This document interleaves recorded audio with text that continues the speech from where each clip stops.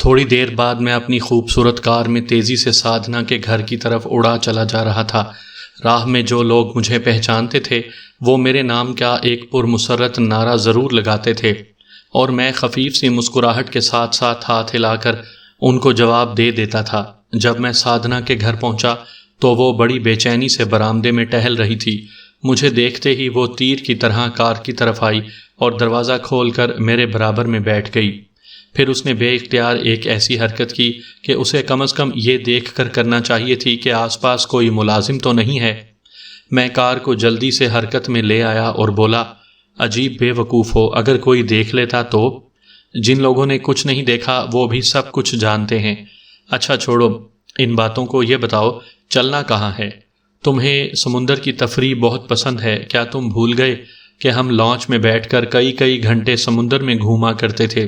ٹھیک ہے تو پھر سمندر ہی کی تفریح صحیح۔ میں نے کار کا رخ بندرگاہ کی طرف کر دیا۔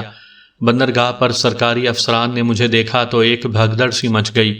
وہ یہ سمجھے کہ میں کسی قسم کا معائنہ کرنے آیا ہوں، لیکن میں نے انہیں بتا دیا کہ ایسی کوئی بات نہیں ہے، میں صرف سمندر کی تفریح کے لیے جانا چاہتا ہوں۔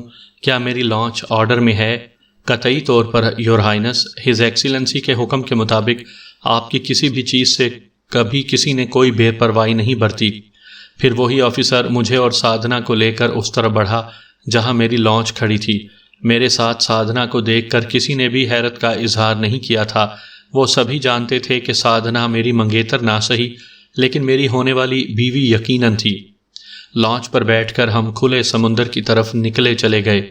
سادھنا کی ضد تھی کہ وہ لانچ چلائے گی اور محبوب کی ضد تو ماننا ہی پڑتی ہے۔ ہاں اب بتاؤ، سادھنا بولی۔ کیا بتاؤں؟ یہی کہ ہندوستان میں تم پر کیا گزری۔ کچھ بھنک تو میرے کان میں پڑ چکی ہے لیکن میں تفصیل جاننا چاہتی ہوں، پوری جزیات کے ساتھ۔ میں اسے وہ ساری باتیں بتانے لگا جو مجھے ہندوستان میں پیش آئی تھیں۔ سادھنا خاموشی سے سنتی رہی۔ وہ لانچ کو بہت تیز چلا رہی تھی۔ لانچ کے گرد پانی کے سفید جھاگ اڑ رہے تھے۔ تیز ہوا کے جھونکوں سے سادھنا کے بال اڑ رہے تھے جن کو وہ بار بار ایک ہاتھ سے سنوار رہی تھی۔ آخر مجھ سے رہا نہ گیا اور میں بول پڑا، اپنے بالوں کو یوں ہی اڑتا رہنے دو سادھنا، بکھری ہوئی گھٹائیں بہت اچھی لگتی ہیں، یہ رومانٹک باتیں بعد میں کر لینا۔ سادھنا نے مجھے تیکھی نظروں سے دیکھتے ہوئے کہا۔ میں ہنس کر بولا، میری کہانی تقریباً ختم ہو چکی ہے۔ تقریباً نہیں، مکمل سناؤ۔ اچھا بابا سنو، نخرے مت کرو، نہیں سنانا چاہتے تو نہ سناؤ، سادھنا منہ بنا کر بولی۔ جواباً میں نے اس کے بازو میں ایک بڑی زور کی چٹکی لی اور وہ سی کر کے رہ گئی، بلکہ روحانسی ہو کر بولی، چاقو ہی گھونپ دیتے، مجھے پھانسی پر چڑھنے کا کوئی ارمان نہیں۔ اچھا چھوڑو مذاق، اب سنو کہ سنگم پر کیا ہوا۔ سادھنا میرے مذاق کو بھول کر سنجیدہ ہو گئی۔ میں اسے بتانے لگا کہ سنگم پر رینوکا نے کس طرح اپنے گوریلے بھیجے جن کو ناکام بنا دیا گیا۔ آخر میں اس نے طیاروں کے ذریعے پیراشوٹرز گرائے جن کی تعداد لگ بھگ سینکڑوں تک تھی، مگر ان سب کو بھون کر رکھ دیا گیا۔ لیکن ایک لمحہ ایسا بھی آیا جب ہم شکست کھا جاتے، مگر اس وقت ہماری ایک آبدوز وہاں پہنچ گئی اور ہم بچ نکلنے میں کامیاب ہو گئے۔ سادھنا نے ایک طویل سانس لی اور کہا، یہ سب بھگوان کی دیا ہے اور تمہاری دعاؤں کا اثر۔ مجھے یقین ہے کہ تم میرے لیے دعا گو رہتی ہوگی۔ میرا رواں رواں ہر وقت تمہاری سلامتی کی دعائیں مانگتا تھا۔ مجھے تمہاری اس بات کا مکمل یقین ہے، لیکن تم سیدھی کہاں نکلی چلی جا رہی ہو؟ بابا سے میں وعدہ کر کے آیا ہوں کہ کھانے کے وقت تک لوٹ آؤں گا۔ اس وقت جی چاہ رہا ہے کہ افق کے اس پار تک ہی چلی جاؤں۔ سادھنا نے ہنس کر کہا، ویسے تم فکر نہ کرو، اگر تمہیں دیر ہو گئی تو میں بابا سے تم کو معافی دلوا دوں گی، وہ میری بات نہیں ٹال سکتے، آخر تم ان کی ہونے والی بہو جو ٹھہری۔ میں نے ہنس کر کہا، منہ دھو کر رکھو۔ سادھنا طنزیہ انداز سے بولی، میں نے ایک اور لڑکا پسند کر لیا ہے۔ خیر اس کا تو مجھے یقین ہے۔ میں مسکرایا۔ تم کچھ غلط فہمی کا شکار معلوم ہو رہے ہو۔ میں اسے جواب دینے کے بجائے چونک پڑا۔ مجھے دائیں جانب سے ایک لانچ آتی نظر آ رہی تھی۔ یہ اتنی دور سمندر میں ہماری طرح آوارہ گردی کون کر رہا ہے؟ کہاں؟ سادھنا نے کہا اور پھر میری نظروں کا تعاقب کرتی ہوئی اس طرف دیکھنے لگی جدھر میں دیکھ رہا تھا۔ اوہ، اس کے منہ سے نکلا، یہ تو شاید ہماری ہی طرف آ رہے ہیں۔ ہاں معلوم تو ایسا ہی ہو رہا ہے۔ کہیں تمہارے بابا نے تو کسی کو ہماری تلاش میں نہیں بھیج دیا؟ اتنی جلدی تو ان کو ہماری طرف سے تشویش نہیں ہو سکتی۔ تو پھر یہ بھی ہماری ہی طرح کچھ لوگ ہوں گے جو سمندر کی تفریح کرنے نکل کھڑے ہوئے ہوں۔ ذرا اپنی رفتار تو کم کرو۔ سادھنا اپنی عادت کے مطابق بڑی تیز رفتاری سے لانچ چلا رہی تھی، لیکن میرے کہنے سے وہ آہستہ آہستہ رفتار کم کرنے لگی۔ ہماری رفتار کی کمی کے باعث آنے والی لانچ کو بھی اپنے رخ میں تبدیلی کرنا پڑی۔ نہ جانے کیوں اس لانچ کو دیکھ کر میں الجھن میں پڑ گیا تھا۔ میری پیشانی شکن آلود ہو گئی تھی اور دل میں عجیب عجیب وسوسے پیدا ہونے لگے تھے، حالانکہ اس کا کوئی منطقی استدلال نہیں تھا۔ لوگ لانچوں میں گھومتے ہی رہتے ہیں، کوئی مچھلی کا شکار کھیلنے کے لیے اور کوئی محض ہماری طرح تفریحاً۔ کچھ ہی دیر میں دونوں لانچیں قریب آ گئیں۔ دوسری لانچ میں 2 خوبصورت جوڑے تھے، ان کے ساتھ شکار کا تمام سامان موجود تھا، بنسی، چرخی، کانٹے اور دیگر لوازمات۔ یور ہائنس، ان میں سے ایک لڑکی مجھے دیکھ کر پرمسرت انداز میں چیخی۔ میں نے مسکرا کر ہاتھ ہلانے پر اکتفا کیا۔ پھر ایک نوجوان بولا، یہ ہماری خوش قسمتی ہے یور ہائنس کہ ہم آج آپ کو اتنے قریب سے دیکھ رہے ہیں۔ میں کوئی بہت اعلیٰ اور عرفہ چیز نہیں ہوں میرے دوست، میں نے مسکرا کر کہا۔ تم جب بھی چاہو میرے پاس آ کر مجھ سے مل سکتے ہو۔ پھر دوسرا نوجوان بولا، کیا آپ ہمیں یہ اعزاز بخشیں گے کہ ہم اس وقت آپ سے مصافحہ کر لیں؟ اس وقت دونوں لانچیں برابر برابر آہستگی سے چل رہی تھیں۔ میں نے مسکرا کر کہا، میں تو نہیں سمجھتا کہ مجھ سے مصافحہ کرنا کسی کے لیے باعث اعزاز ہو سکتا ہے، تاہم اگر تم ایسا سمجھتے ہو تو مجھے کوئی اعتراض نہیں۔ کیا ہم آپ کی لانچ پر آ جائیں؟ پرشوق لہجے میں پوچھا گیا۔ ضرور آ جاؤ، میں نے بڑی محبت سے کہا۔ میں اپنے جزیرے پر ایک منکسر المزاج شخص مشہور تھا اور انکسار کا یہ درس میرے بابا نے مجھے خصوصی طور پر دیا تھا۔ لانچوں کی رفتار کم کرتے کرتے انہیں اس طرح روک دیا گیا کہ اب وہ ایک دوسرے کے بالکل قریب تھیں اور پانی میں بس ڈول رہی تھیں۔ دونوں لڑکیاں اور ایک لڑکا جست لگا کر ہماری لانچ پر آ گئے۔ ان میں سے ایک لڑکا اپنی لانچ پر ہی رک گیا کیونکہ وہ اسٹیئرنگ وہیل پر بیٹھا ہوا تھا۔ میں نے محسوس کیا کہ ان نوجوانوں کی دخل اندازی کی وجہ سے سادھنا کا منہ بن گیا تھا۔ وہ اس وقت میں اپنے اور میرے درمیان کسی کو بھی دیکھنے پر آمادہ نہیں تھی۔ میری طرف دیکھتے ہوئے ان دونوں لڑکیوں کی مسکراہٹ بڑی پرتپاک تھی، جس نے یقیناً سادھنا کو اور جھلسا دیا ہوگا، لیکن اس کے بعد جو کچھ ہوا وہ میرے سان گمان میں بھی نہیں تھا۔ اس لڑکے نے بڑی محبت سے مجھ سے مصافحہ کیا۔ میرے لیے بھی ضروری تھا کہ اسی تپاک کا مظاہرہ کروں، لیکن وہ تپاک مجھے بہت مہنگا پڑا۔ اس لڑکے نے ایک جھٹکے سے اور غالباً پوری طاقت سے میرے ہاتھ کو اتنی شدت سے مروڑا کہ میں پھرکنی کی طرح گھوم گیا۔ اب میری پشت اس لڑکے کی طرف تھی۔ پھر جو چیز مجھے اپنی پشت میں چبھتی ہوئی محسوس ہوئی وہ یقیناً کسی ریوالور کی نال تھی۔ پھر فوراً ہی ان لڑکیوں میں سے بھی ایک نے پستول نکال لیا اور اس کا رخ سادھنا کی طرف کر دیا، جو اس صورتحال کے باعث گھبرا کر کھڑی ہو گئی تھی۔ بدستور اسٹیئرنگ پر بیٹھی رہو، تحکم آمیز انداز میں سادھنا سے کہا گیا۔ ادھر وہ نوجوان بڑے طنزیہ انداز میں مجھ سے کہہ رہا تھا، my dear prince Vinod Kumar, امید ہے تم کوئی غلط حرکت نہیں کرو گے۔ میں لڑائی بھیڑائی کے فن میں خاصا ماہر ہوں اور یہ بات تو اب سبھی جان چکے ہیں کہ اب تم سپرمین نہیں رہے ہو۔ میرے ہونٹوں پر زہریلی سی مسکراہٹ پھیل گئی۔ اب حقیقت کا علم صرف مجھے اور ڈاکٹر کاچار کو تھا۔ باقی لوگ بابا کے بیان کے بعد یقین کر چکے تھے کہ میری تمام خصوصیات ختم کی جا چکی ہیں، لیکن مسکراہٹ کے باوجود میں اس صورتحال سے الجھا بہت۔ سمجھ میں نہیں آ رہا تھا کہ آخر یہ لوگ کون ہیں اور مجھ سے کیا چاہتے ہیں۔ پستول دیکھ کر سادھنا کا چہرہ بالکل سفید پڑ گیا تھا اور وہ گھبرا کر اپنی جگہ بیٹھ گئی تھی۔ میں اگر چاہتا تو اپنی غیر معمولی طاقتوں کا مظاہرہ کر کے اس تماشے کو ذرا سی دیر میں ختم کر دیتا، لیکن میں نے ایسا نہیں کیا۔ میں جاننا چاہتا تھا کہ یہ لوگ کون ہیں اور کیا چاہتے ہیں۔ سامعین کرام، آپ سن رہے ہیں خوفناک اردو کہانی جال۔ یہ اس سلسلے کی آخری قسط ہے۔ مجھے امید ہے آپ کو میری یہ کاوش پسند آئی ہوگی۔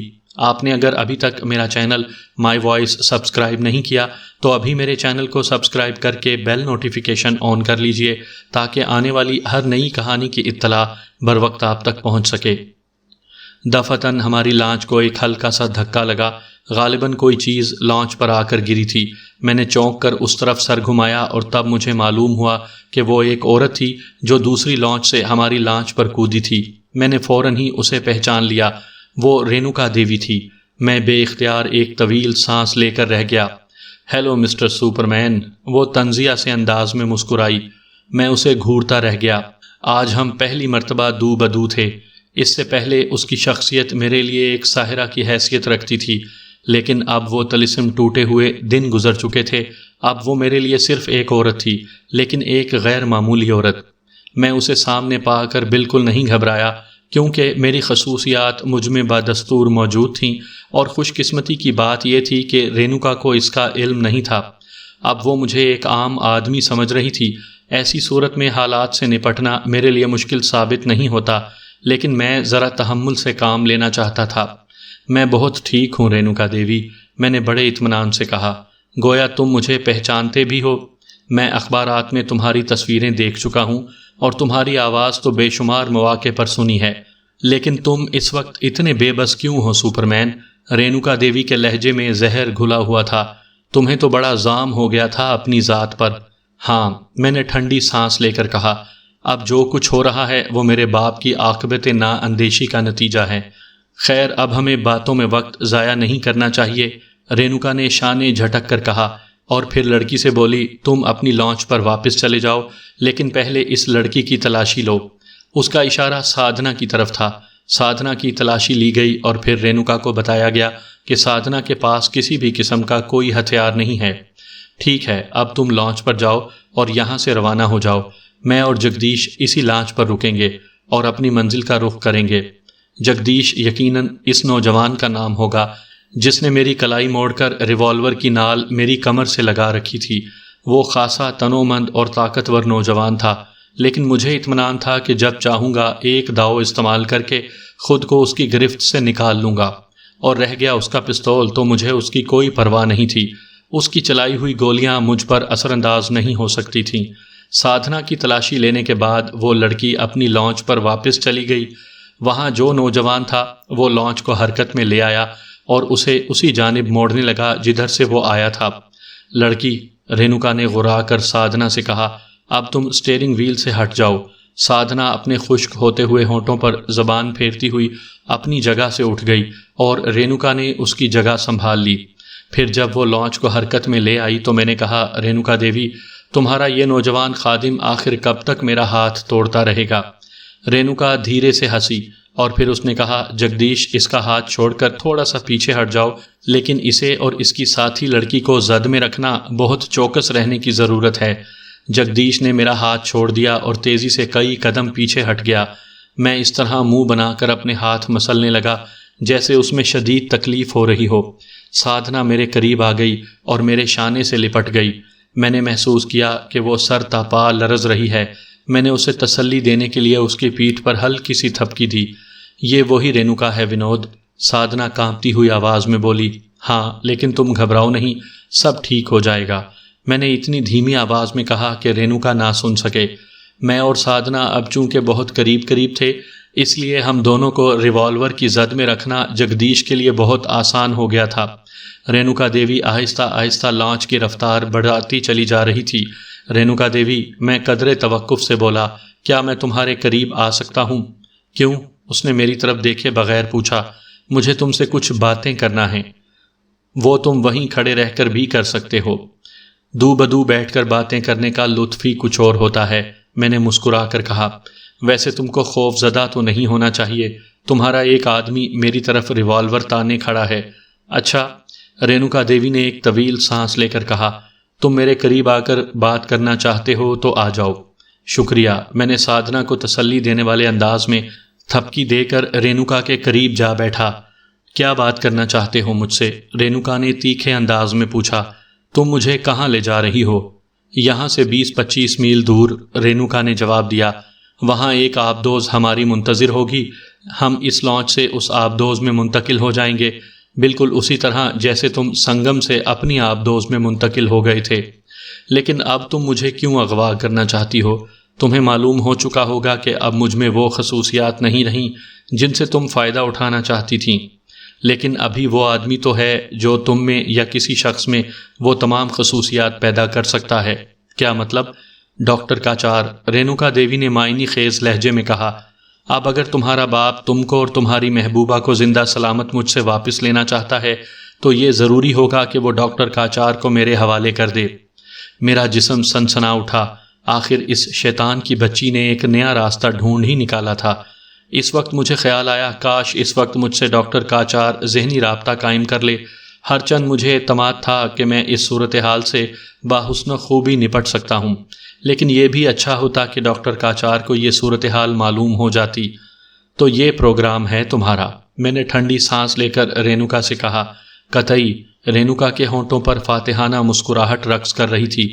ٹھیک اسی وقت میرے ذہن میں ہلکی سی کلک ہوئی اور میں نے ڈاکٹر کاچار کی آواز سنی، کہاں گھومتے رہے ہیں پرنس؟ وہ آواز سن کر مجھے بے انتہا خوشی ہوئی تھی، لیکن میں نے اپنے چہرے پر کوئی تاثر پیدا نہیں ہونے دیا۔ میں ایک سنگین صورتحال سے دوچار ہوں ڈاکٹر، میں نے ذہنی طور پر کہا۔ کیا مطلب؟ ڈاکٹر چونکا۔ میں نے جواباً اسے پوری صورتحال بتا دی۔ ڈاکٹر کاچار کی ایک طویل سانس سنائی دی اور پھر اس نے پوچھا، کیا آپ بتا سکتے ہیں کہ اس وقت لانچ سمندر کے کس حصے میں ہے؟ اندازے ہی سے بتا سکتا ہوں۔ وہی بتائیے، ڈاکٹر کاچار نے بے چینی سے کہا۔ میرا جو کچھ اندازہ تھا وہ میں نے اسے ذہنی طور پر بتا دیا۔ اسی وقت رینوکا دیوی بڑے طنزیہ لہجے میں بولی، کیا بات ہے مائی ڈیئر سپرمین، تم کچھ پریشان ہو گئے؟ وہ بار بار مجھے سپرمین کہہ کر میرا مذاق اڑا رہی تھی، لیکن مجھے ذرا بھی غصہ نہیں آیا۔ میں قطعاً پریشان نہیں ہوں دیوی جی، میں نے چبھتے ہوئے لہجے میں کہا، میں تم سے بالکل خائف نہیں ہوں۔ رینوکا نے ہلکا سا کہا لگایا، ابھی یہ دم خم باقی ہیں؟ کیوں نہ ہوں؟ کیا تم دیکھ نہیں رہے ہو کہ ایک ریوالور تمہیں زد میں لیے ہوئے ہے اور تمہاری چڑیا تو اس سچویشن میں کچھ کر ہی نہیں سکتی، لیکن میں اب بہت کچھ کر سکتا ہوں دیوی جی۔ اس وقت میں یہی سوچ رہا تھا کہ تمہارے لیے کتنی بھیانک موت کا بندوبست کیا جائے۔ رینوکا نے پھر ایک کہا لگایا۔ میں بولتا رہا، تم نے مجھے بہت اذیتیں پہنچائی ہیں، میں چونکہ تمہیں ختم ہی کر دینا چاہتا ہوں اس لیے تم اتنی اذیتوں سے دوچار نہیں ہو سکو گی، لیکن میں چاہتا ہوں کہ تمہیں اپنی موت سے ذرا پہلے کم از کم 15-20 سیکنڈ کے لیے شدید اذیت ہو۔ رینوکا نے بڑے عجیب سی نظروں سے میری طرف دیکھا۔ میرے پرسکون انداز گفتگو نے اسے یقیناً الجھن میں ڈال دیا ہوگا۔ میں نے سمندر میں ارد گرد نظریں دوڑائیں اور پھر سادھنا کی طرف دیکھا جس کا چہرہ خوف سے سفید پڑ گیا تھا۔ میں نے مسکرا کر اس کی طرف دیکھا، اس طرح میں اس کی ڈھارس بندھانا چاہتا تھا۔ اسی دوران میں نے یہ بات بھی طے کر لی تھی کہ مجھے اب کیا کرنا ہے۔ اس بات کا تو مجھے یقین تھا کہ ڈاکٹر کاچار جلد از جلد کسی ہیلی کاپٹر کے ذریعے ہماری لانچ تک پہنچ جائے گا، لیکن میں اس کی آمد سے پہلے ہی کچھ کر گزرنا چاہتا تھا۔ رینوکا میری مجرم تھی، لہٰذا مجھے ہی اس سے انتقام لینا تھا۔ رینوکا اب اچانک بہت سنجیدہ نظر آنے لگی تھی۔ یقیناً وہ اپنی تمام تر دماغی قوت سے یہ اندازہ لگانے کی کوشش کر رہی تھی کہ آخر میرا اتنا پرسکون رہنا کیا معنی رکھتا ہے۔ ادھر میں یہ فیصلہ کر چکا تھا کہ مجھے جلد از جلد اپنا آپریشن شروع کر دینا چاہیے۔ اس سے پہلے کہ یہ لانچ آبدوز تک پہنچتی مجھے اپنا کام ختم کر لینا چاہیے تھا۔ میں نے جگدیش کی طرف دیکھا، اس کے ہاتھ میں دبے ہوئے ریوالور کی نال میری ہی طرف اٹھی ہوئی تھی، لیکن کبھی کبھی وہ کن آنکھوں سے سادھنا کی طرف دیکھ لیتا تھا۔ ہرچند سادھنا اس وقت کچھ بھی کر گزرنے کے قابل نہیں تھی، لیکن جگدیش اس کی طرف سے بالکل بے خبر نہیں رہنا چاہتا تھا۔ اچانک میں نے بڑے پیار بھرے انداز میں کہا، مائی ڈیئر جگدیش۔ جگدیش میرے اس انداز کے تخاطب پر متعجب ہو کر میری طرف دیکھنے لگا اور میں یہی چاہتا تھا۔ اس کی آنکھیں میری آنکھوں سے ملیں اور فوراً اسے میں نے اپنے ٹرانس میں لے لیا۔ رینوکا ہنس کر بولی، بے وقوفانہ انداز میں مت سوچو ونود کمار، جگدیش میرا خادم ہے، تم اسے بہلانے پھسلانے کی کوشش میں قطعی ناکام رہو گے۔ لیکن مجھے اندازہ ہو چکا تھا کہ میں کامیاب ہو گیا ہوں۔ جگدیش کا چہرہ ایک لمحے میں بالکل سپاٹ ہو چکا تھا، میری آنکھیں اسے اپنے طلسم میں جکڑ چکی تھیں۔ وہ کسی سحر زدہ سے شخص کی طرف میری طرف دیکھے چلا جا رہا تھا، لیکن رینوکا کو اس صورتحال سے بے خبری تھی کیونکہ جگدیش کی طرف اس کی پشت تھی۔ میں اپنے آپریشن کو بہت تیزی سے جاری رکھنا چاہتا تھا، لہٰذا میں کسی تاخیر کے بغیر پھر بولا، جگدیش اب میں تم سے جو کچھ بھی کہوں گا اس کی تعمیل میں اب تم 1 سیکنڈ بھی ضائع نہیں کرو گے، سمجھ گئے؟ جی۔ جگدیش جیسے کہیں بہت دور سے بول رہا تھا۔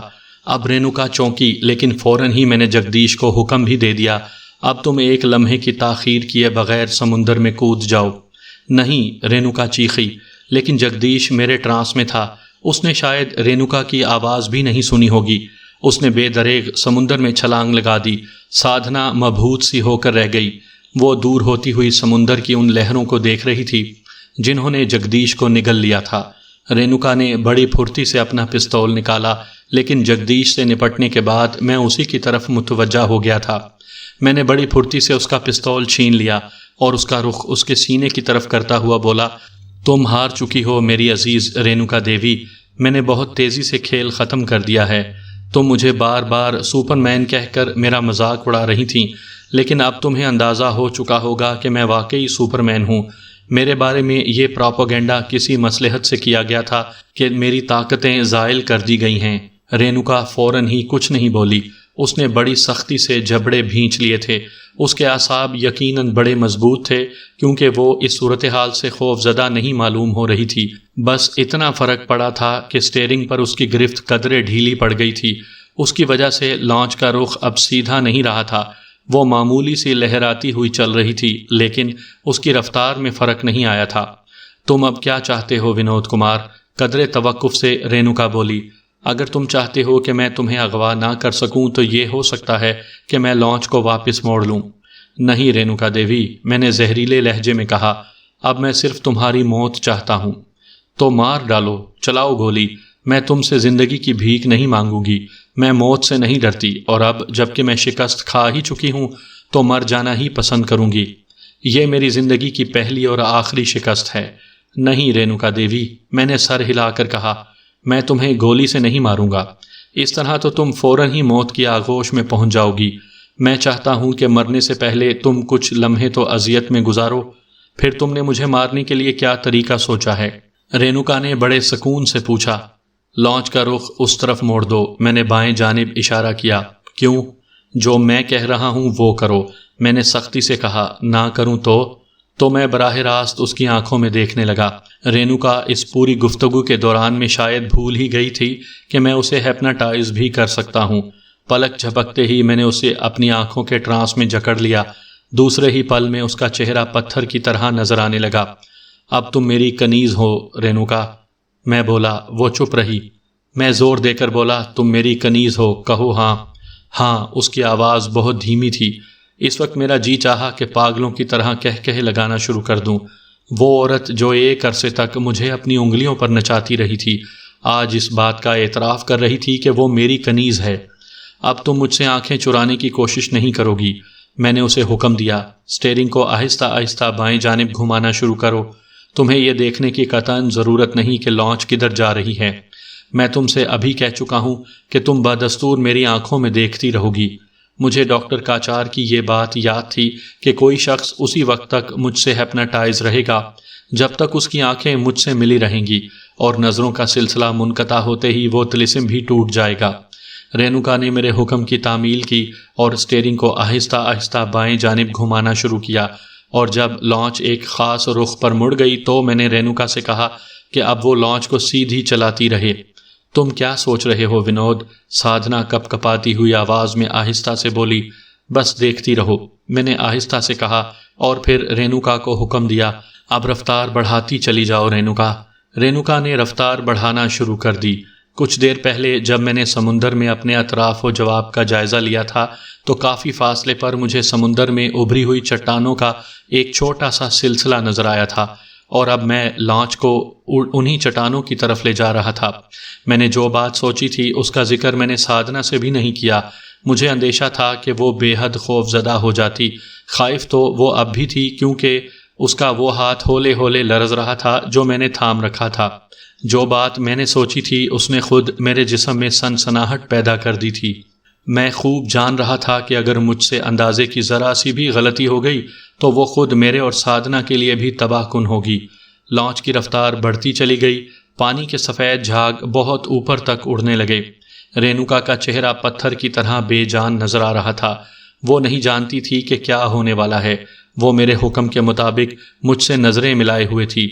ونود، سادھنا کپ کپاتی ہوئی آواز میں بولی، لانچ جس طرح بڑھ رہی ہے ادھر آہستہ بولو، میں نے سادھنا کی طرف جھک کر دھیمی آواز میں کہا۔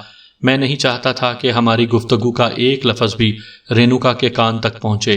ہر چند میرے خیال کے مطابق اس سے کوئی فرق نہیں پڑتا، لیکن میں احتیاط برتنا چاہتا تھا۔ سادھنا آہستہ سے بولی، ادھر چٹانیں ہیں۔ میں جانتا ہوں، میں نے جواب دیا، اور پھر دھیمی آواز میں سادھنا کو کچھ ہدایات دینے لگا۔ لانچ کا شور اتنا تھا کہ میری آواز رینوکا کے کانوں تک نہ پہنچ سکے۔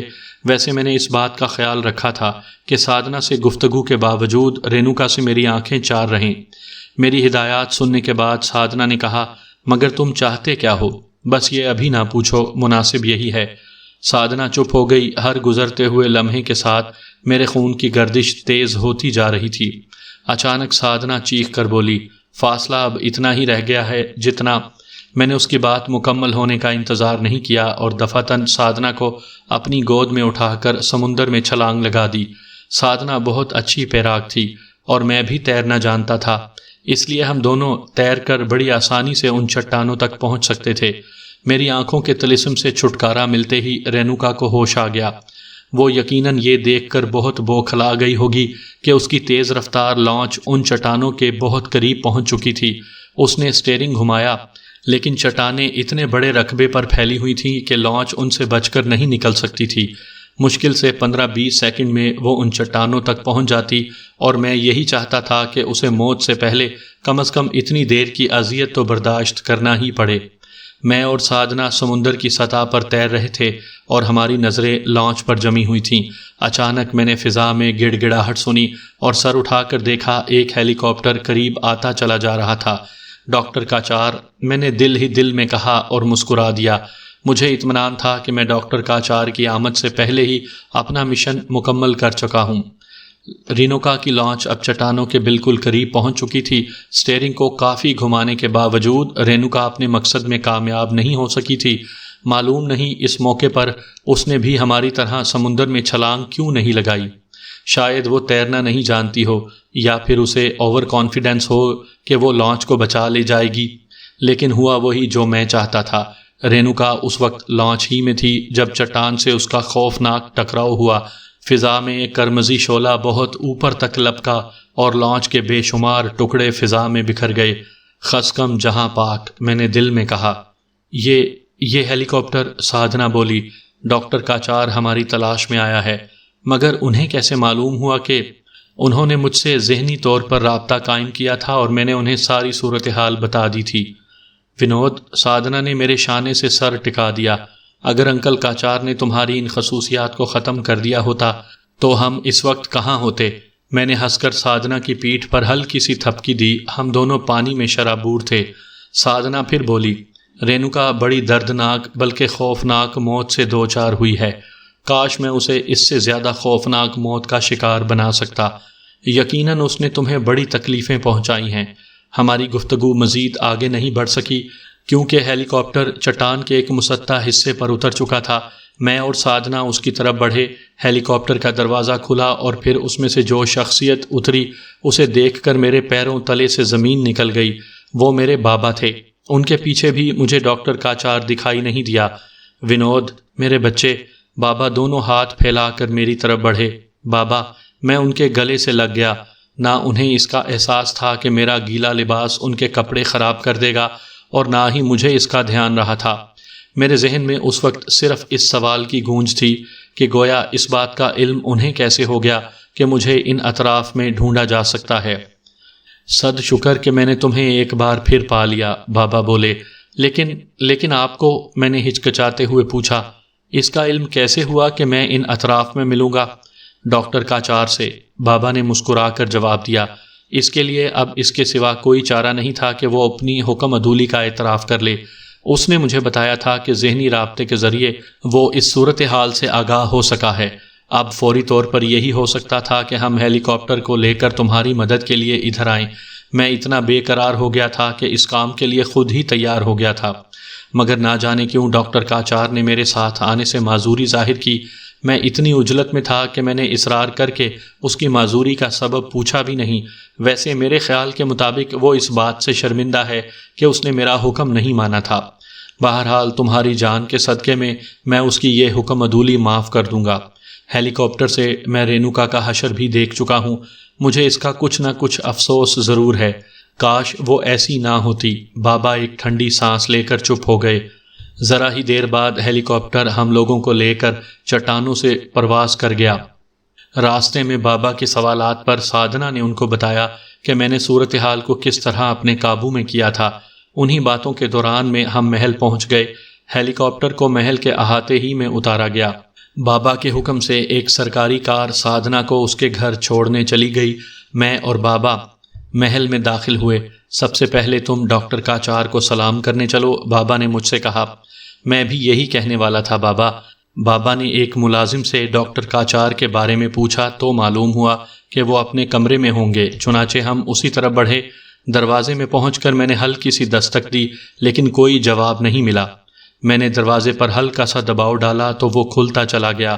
میں اور بابا اندر پہنچے، پھر جیسے ہمیں الیکٹرک شاک لگا۔ سامنے ہی بستر پر ڈاکٹر کاچار کی لاش پڑی ہوئی تھی، خون سے اس کا چہرہ رنگین ہو رہا تھا۔ گولی اس کی کن پٹی پر لگی تھی۔ اس کا دایاں ہاتھ بستر کے نیچے جھول رہا تھا اور ہاتھ کے عین نیچے قالین پر سائلنسر لگا ہوا ریوالور پڑا تھا۔ کئی لمحوں تک میں اور بابا پتھر کے مجسموں کی طرح ساکت کھڑے رہے اور پھر تقریباً ایک ساتھ ہی لاش کی طرف جھپٹے۔ جب ہم قریب پہنچے تو ہم نے دیکھا کہ اس کے سینے پر ایک لفافہ پڑا ہوا تھا۔ میں نے جلدی سے وہ لفافہ اٹھا کر دیکھا اور پھر بھرائی ہوئی آواز میں بولا، یہ خط آپ کے نام ہے بابا، اس پر آپ ہی کا نام لکھا ہے، تم ہی اسے پڑھو، مجھ میں اتنی سکت نہیں ہے، بابا نے گلو گرفتہ سی آواز میں کہا، اور پھر قریب پڑی ہوئی ایک کرسی پر ڈھیر ہو گئے۔ میں نے لفافہ چوک کر کے اس میں سے خط نکالا اور بلند آواز سے پڑھنے لگا، یور ایکسیلنسی، اپنے گناہ گار کا آخری سلام قبول کیجئے۔ میں بے حد معافی کا خواستگار ہوں کہ میں نے آپ کی حکم عدولی کی۔ مجھے یقین ہے اگر آپ ہز ہائنس کو نہ بچا سکے تو بھی وہ اپنی غیر معمولی طاقتوں کو کام میں لا کر رینوکا دیوی کو شکست دینے میں کامیاب ہو جائیں گے اور اس طرح آپ کا بیٹا آپ کو پھر مل جائے گا۔ اگر مجھے یہ یقین، یہ اطمینان نہ ہوتا تو میں خودکشی کا فیصلہ ہرگز نہ کرتا۔ خودکشی کا فیصلہ مجھے اس لیے کرنا پڑا کہ اب مجھ میں اتنی سکت نہیں ہے کہ آپ سے آنکھیں چار کر سکوں۔ مجھے آپ کی وسیع القلبی سے امید ہے کہ آپ میری اس دوسری خطا یعنی خودکشی کو بھی معاف کر دیں گے۔ بس مجھے اب اور کچھ نہیں کرنا۔ ہز ہائنس کو میرا بے پناہ پیار اور دعائیں۔ آپ کا نمک خوار کاچار۔ میں خاموش ہو گیا۔ میری نظریں بابا کی طرف اٹھیں۔ وہ دونوں ہاتھوں سے اپنا چہرہ چھپائے بیٹھے تھے۔ یکا یک وہ بڑبڑائے، تم نے بہت برا کیا کاچار، بہت برا کیا، تم میرا داہنا ہاتھ تھے، مجھے یوں چھوڑ کر کیوں چلے گئے کاچار۔ بابا کی آواز میں اتنا درد تھا جسے میں الفاظ میں بیان نہیں کر سکتا۔ میری نظریں دوبارہ ڈاکٹر کاچار کے چہرے پر جم گئیں۔ ہر چند میری آنکھوں میں آنسو نہیں تھے لیکن میرے دل سے خون کے قطرے ٹپک ٹپک کر میری روح کی گہرائی میں جذب ہوتے چلے جا رہے تھے۔